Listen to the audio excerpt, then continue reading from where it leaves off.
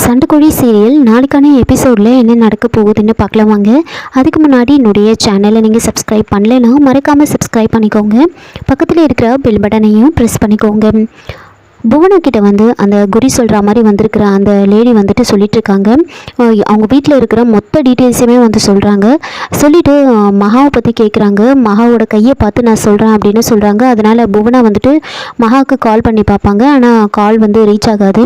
அதனால் கீழே வந்து தயங்கிக்கிட்டே வந்து சொல்லலான்னு வரும்போது, என்னம்மா அந்த பொண்ணு இப்போ வீட்டில் இல்லை அதானே, சரி அவங்க இல்லைன்னா கூட பரவாயில்ல, அந்த பொண்ணு எப்படி இந்த வீட்டுக்கு வந்ததுன்னு என்கிட்ட சொல்லு, அதுக்கப்புறம் அந்த பொண்ணை பற்றினா மொத்த விவரத்தையும் நான் சொல்கிறேன் அப்படின்னு சொன்ன உடனே புவனா அதை கேட்டு நம்பிட்டு மகாவுக்கு ஆக்சிடெண்ட் ஆனது, மகாவுக்கு பழசெல்லாம் மறந்து போனது அப்படின்னு எல்லா விஷயத்தையும் வந்து அவங்கக்கிட்ட வந்து சொல்லிட்டு இருக்காங்க.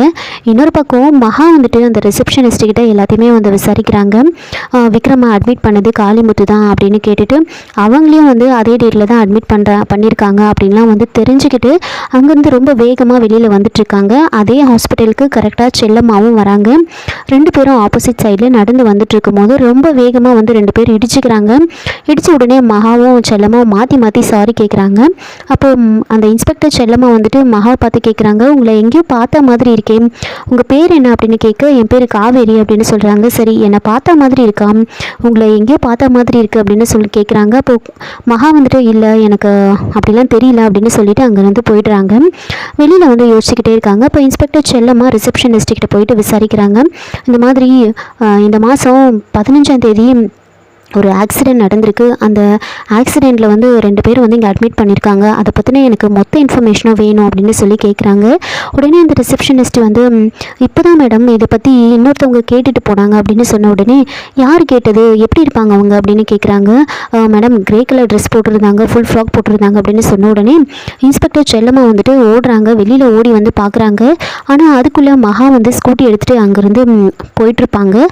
அவங்க மகாவை வந்து கூப்பிட்டுக்கிட்டே இருக்காங்க. ஆனால் அவங்க மகா வந்து கவனிக்காமல் ஸ்கூட்டி எடுத்துகிட்டு போயிடுவாங்க.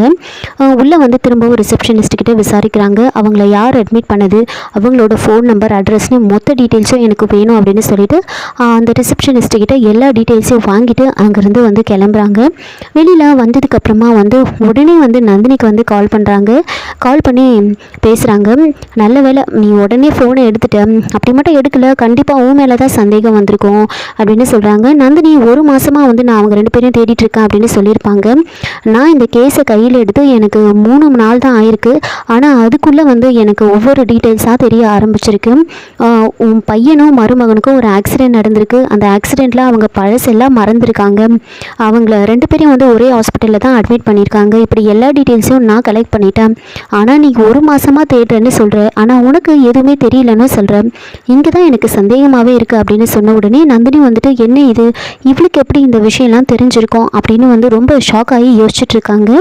இன்னொரு பக்கம் வந்துட்டு சிவா வந்து காரில் வந்துட்டு இருப்பாங்க. அப்போது ஸ்வேதாவும் சரவணனும் என்ன இது இன்னும் கால் வரலையா அப்படின்னு பேசிகிட்டு இருக்க, சரவணன் திரும்பவும் வந்து சிவாவுக்கு கால் பண்ணுறாங்க.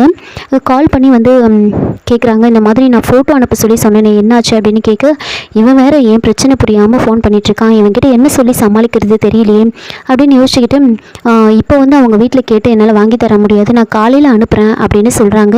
சிவா என்ன பண்ணுறாங்கன்னா, சரி சரவணா நீ கொஞ்சம் உன் தங்கச்சியோட ஃபோட்டோவை அனுப்பி வை அப்படின்னு கேட்குறாங்க. நான் தான் உங்ககிட்ட கொடுத்துட்டு வந்தேனே அப்படின்னு சொல்ல, இல்லை அது என்கிட்ட இல்லை, எங்கே வச்சேன்னு தெரியல, அதனால் உன் தங்கச்சி ஃபோட்டோவை அனுப்பி வைன்னு சொன்ன உடனே சரவணன் வந்து ஸ்வேதா கிட்ட கேட்டுட்டு விக்ரம் மகாவோட கல்யாண ஃபோட்டோவை வந்து சிவாவுக்கு வாட்ஸ்அப்பில் அனுப்பி வைக்கிறாங்க.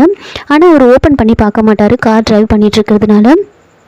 இன்னொரு பக்கம் மகா வந்து யோசிச்சுக்கிட்டே போகிறாங்க. ஸ்கூட்டியில் போயிட்டு இருக்கும் போதே, என்ன இது நாம் ஒரு கேள்விக்கு பதில் கிடைக்கும்னு பார்த்தா நமக்கே ஒரு கேள்வி வருது. இப்போது நானும் அவரும் வந்து ஒரே ஹாஸ்பிட்டலில் தான் அட்மிட் ஆகிருக்கோம், அதுவும் ஒரே நாளில் அட்மிட் ஆகிருக்கோம். என்னை எப்படி வந்து ஈஸ்வரனை வந்து அட்மிட் பண்ணாரோ அதே மாதிரி தான் வந்து அவர் வந்து காளிமுத்து வந்து அட்மிட் பண்ணியிருக்காரு. ரெண்டு பேரும் வந்து ஒரே நேரத்தில் தான் டிஸ்சார்ஜ் ஆகி போயிருக்கோம். ஆனால் எனக்கும் அவருக்கும் எந்த ஒரு சம்மந்தமுமே இல்லை, ஒன்றுமே புரியலையே அப்படின்னு யோசிச்சுக்கிட்டே வந்து வீட்டுக்கு வராங்க. இங்கே குடி சொல்கிறவங்க கிட்ட புவனா வந்துட்டு எல்லா விஷயத்தையுமே சொல்லிட்டு இருப்பாங்க. மகாவை பற்றி மொத்த டீட்டெயில்ஸும் வந்து சொல்லிடுறாங்க. வீட்டுக்கு வந்த உடனே புவனா வந்துட்டு காவேரி எங்கே போனேன் அப்படின்னு கேட்குறாங்க. இப்போது ஆமாம் இவங்க யார் அப்படின்னு மகா வந்து சந்தேகமாக வந்து அவங்கள வந்து பார்க்குறாங்க. இவங்களா குறி சொல்கிறவங்க அப்படியே நான் பக்கத்துல இருந்து பார்த்தா மாதிரி எல்லாத்தையுமே சொல்கிறாங்க. நீ வா உன் கையை காட்டு, உன்னை பற்றி நான் ஏதாவது இன்ஃபர்மேஷன் தெரியுன்றதுக்காக தான் நான் வந்து வெயிட் பண்ணிட்டு இருந்தேன், உன் கையை காமி அப்படின்னு சொன்ன உடனே மகா வந்துட்டு அன்றைக்கி ஒரு நிமிஷம் உள்ளே வரீங்களா அப்படின்னு புவனாவை தனியாக கூட்டிகிட்டு போகிறாங்க. என்ன நீங்கள் ஏன் நீங்கள் இப்படி பண்ணுறீங்க, அவங்கள பார்த்தா குறி சொல்கிற மாதிரியா தெரியுது, இங்கே பாருங்கள் இந்த மாதிரி குறி சொல்கிறவங்களாம் ஒரே மாதிரி தான் தாலி போட்டிருப்பாங்க, அவங்கள பார்த்தீங்களா நீங்கள், எனக்கு என்னமோ சந்தேகமாக இருக்குது, அவங்கள பார்க்கும் போதே வந்து ஜெயிலில் இருந்து தப்பிச்சு வந்த மாதிரி இருக்குது, ஏற்கனவே என்னை சுற்றி நிறைய பிரச்சனைங்க போயிட்டுருக்கு, இதில் இது வேறுவா, நீங்கள் எதுக்காக இந்த மாதிரிலாம் பண்ணுறீங்க, யார் என்ன சொன்னாலும் அப்படியே நம்பிடுவீங்களா அப்படின்னு சொல்லிட்டு இருக்க. அப்போ புவனா வந்துட்டு அப்படியே சொல்கிற நீ அப்படின்னு ரெண்டு பேரும் பேசிகிட்டு இருக்கத அவங்க வந்து ஒட்டு கேட்டுட்டு இருப்பாங்க. இந்த மகா பெரிய ஆள் போல இருக்குது, நந்தினி அம்மா சொன்னது உண்மைதான், இவகிட்ட நாம் கொஞ்சம் உஷாராக தான் இருக்கணும் அப்படின்னு யோசிச்சுக்கிட்டு அந்த குறி சொல்கிற அந்த லேடி வந்துட்டு அங்கேருந்து வெளியில் வந்துடுவாங்க. மகா வந்து புவனா கிட்ட வந்து சொல்கிறாங்க, முதல்ல அவங்கக்கிட்ட எதையாவது சொல்லி இங்கேருந்து அனுப்பிடுங்க அப்படின்னு சொல்கிறாங்க. அதனால் புவனாவும் மகாவும் வெளியில் வராங்க. வெளியில் அனுப்பலான்னு சொல்லிட்டு வெளியே வரும்போது அந்த இடத்துல வந்து அந்த ரவுடி வந்து இருக்க மாட்டாங்க, அங்கேருந்து போயிட்டுருப்பாங்க. இன்னும் இது ஆளை காணோம் அப்படின்னு சொன்ன உடனே மகா வந்துட்டு நான் தான் சொன்னேன்ல அப்பவே அப்படின்னு, நல்ல வேலை அந்த பொம்பளைக்கிட்ட நான் வந்து ஏமாற பார்த்தேன், நீ வந்து என்னை வந்து காப்பாற்றிட்ட அப்படின்னு வந்து ரெண்டு பேரும் வந்து பேசிகிட்டு இருக்காங்க. ஆனால் அந்த வீட்டை விட்டு போகாமல் அந்த ரவுடி வந்துட்டு வெளியவே நின்று வந்து பார்த்துட்டு இருப்பாங்க என்னெல்லாம் நடக்குது அப்படின்னு சொல்லிட்டு. சிவா வந்து மூர்த்திக்கு கால் பண்ணி உடனே வீட்டுக்கு வர சொல்லியிருப்பாங்க. அதனால் மூர்த்தி கூட ஒரு 2-3 பேர் வந்து அந்த வீட்டை வந்து வெயிட் பண்ணிகிட்டு இருப்பாங்க. சிவாவும் கரெக்டாக அங்கே வராங்க. சிவா அங்கே வந்து மூர்த்திக்கிட்ட வந்து சொல்லிட்டுருக்காங்க, நான் சொன்ன மாதிரி கரெக்டாக பண்ணிவிடுங்க, காலையில் அந்த முருகனை வந்து சரக்கு வந்து இறக்கிறதுக்காக வந்து வர சொல்லியிருக்கேன், அப்போ நீங்கள் கரெக்டாக முடிச்சிடணும் அப்படின்னு அந்த விஷயத்த சொல்லிவிட்டு அங்கேருந்து போகிறாங்க. மூர்த்தியும் அந்த ஆளுங்கிட்ட வந்து சொல்லிகிட்ருப்பாங்க. இது எல்லாமே வந்து நந்தினி செட் பண்ண அந்த லேடி வந்து பார்த்துட்ருப்பாங்க. என்ன இது ஏதோ பேசிகிட்டு இருக்காங்க, என்ன பேசுகிறாங்கன்னு தெரியலையே அப்படின்னு பார்த்துட்ருக்காங்க. மூர்த்தி அவங்க எல்லாருக்கிட்டையுமே வந்து காலையில் வந்து சரக்கு இறக்குறப்போ வந்து முருகன் அங்கே வருவான், அப்போது அவனோட கை காலை உடச்சி போட்டுடணும்னு சிவா சொல்லியிருக்காங்க, இதை நம்ம கரெக்டாக பண்ணிடணும் அப்படின்னு வந்து பேசிகிட்டு இருக்காங்க. இது எல்லாமே வந்து பார்த்துட்டு இருப்பாங்க.